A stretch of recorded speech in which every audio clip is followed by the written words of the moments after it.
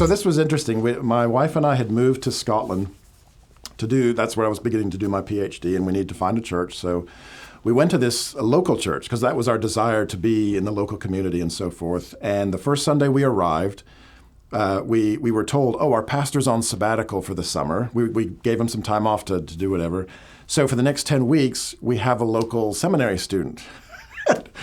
And, it was one of those things where you think, kind of hoping to hear the pastor. No offense to the other guy, but that's kind of why we're here.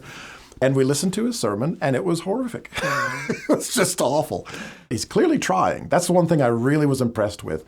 While the organization, the content, and the delivery all needed work, I loved his passion, and it was clear he was really, really making an effort. It mattered to him that he did it well. What was amazing to us is that over the course of those 10 weeks, we saw this guy get better every single week. So that by the time we got to the 10th week, we were actually sad that this would be his last Sunday, because we thought, if this guy keeps going, he really will be, and it already is becoming, a much better preacher. His seminary training, I think, had everything to do with it. As he was preparing his sermons, he would talk about not just reading commentaries and other books, but he would talk about going to talk with his professors and engaging with them over some of the difficulties of the text and what's going on. He talked also about engaging with his fellow students. Many of them were quite jealous that he had a chance to consistently minister the Word of God for 10 weeks in a row.